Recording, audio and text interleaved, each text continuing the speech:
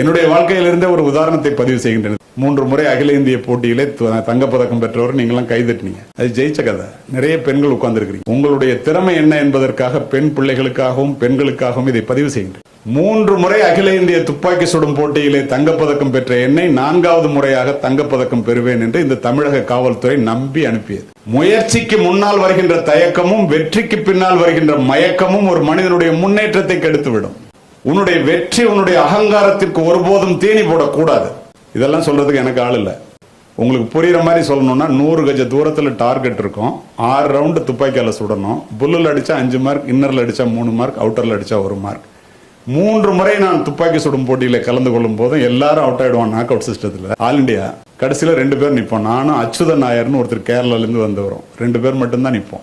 நான் ஏதோ ஒரு 1/2 மார்க் 1 மார்க்கில் ஜெயிச்சிருவேன். அவரை அப்படி எகத்தாளமாக பார்த்துக்கிட்டு நான் மட்டும் போயிடுவேன். அவர் தலையை கீழே போட்டு பேசாமல் போயிடுவார். ஒரு வார்த்தை கூட பேச மாட்டார். ஏன்னா நான் தங்கம் வாங்கிட்டேன்னா அவர் சில்வரான். 4வது முறையாக போகும்போது எல்லாரும் அவுட் ஆயிட்டான். அவர் மட்டும் ஆளை காணாம். எங்க அச்சுதன் நாயர்னு கேட்டேன். அவர் ரிட்டையர்ட் ஆயிட்டாருன்னு. எனக்கு மகா மகிழ்ச்சி. நமக்கு போட்டியே இல்லை. ஒரு பொண்ணு 6 அடி உயரத்தில் வந்து நின்றுச்சு. கேரளாலேருந்து வந்து IPS ஆஃபீஸர். நான் தாண்டா உன்னோட சுட போறேன். 40 ஆண்டுகளுக்கு முன்னாலே 3 முறை அகில இந்திய போட்டியிலே துப்பாக்கியிலே தங்கப்பதக்கம் பெற்ற என்னை முதல் முறையாக துப்பாக்கி சுடும் போட்டியிலே ஒரு பெண் தோற்கடிக்க முடியும் என்று நான் கனவில் கூட நினைத்ததில்லை. அந்த பொண்ணை பயமுறுத்தணும்னு நினைச்சிட்டு டாஸ் எல்லாம் வேண்டாம், நான் முன்னாடி சுடுறேன். அந்த பொண்ணை இப்படி உட்காந்து சுடுங்க நினைச்சு நான் போய் சுட்டேன். 6 ரவுண்டு சுட்டேன். 5 ரவுண்டு புல்லு, 1 ரவுண்டு இன்னர். அந்த பொண்ணு வந்து ஒரே மூச்சில் 6 ரவுண்டு சுடிச்சு. அதுவும் 5 ரவுண்டு புல்லு, 1 ரவுண்டு இன்னர். வால்டர் தேவாரம் மற்ற அதிகாரிகள்லாம் சொன்னாங்க, நீ இந்த டார்கெட்டை பாருங்க. பார்த்தா என்னுடைய துப்பாக்கி குண்டுகள் துளைத்ததை விட அந்த பெண்ணினுடைய துப்பாக்கி குண்டுகள் துளைத்தது மிகவும் நெருக்கமாக இருந்தது. எனக்கு பயம் வந்துருச்சு. ஈக்குவல் மார்க் டாஸ் போட்டுடலாமான்னு கேட்டாரு.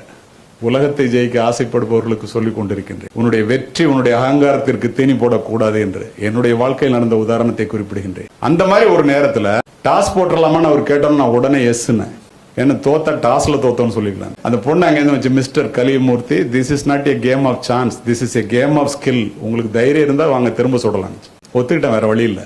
10 ரவுண்டு கொடுத்துட்டான். உலகத்தில் உள்ள தெய்வங்கள் எல்லாத்தையும் வேண்டிட்டு நானு ஒரே மூச்சில் 10 ரவுண்டு சுட்டா. 9 ரவுண்டு புல், 1 ரவுண்டு இன்னர். என்னுடைய பிராக்டிஸ்ல கூட அப்படி சுட்டதில்லை. ஒரு நாளைக்கு 20 ரவுண்டு நான் பிராக்டிஸ் பண்றேன். அந்த பொண்ணு அங்கேருந்து வச்சுங்க, ஒரே மூச்சில் 10 ரவுண்டு சுட்டுச்சு. 10க்கு 10 புல். நான் தோற்று போய்விட்டேன்.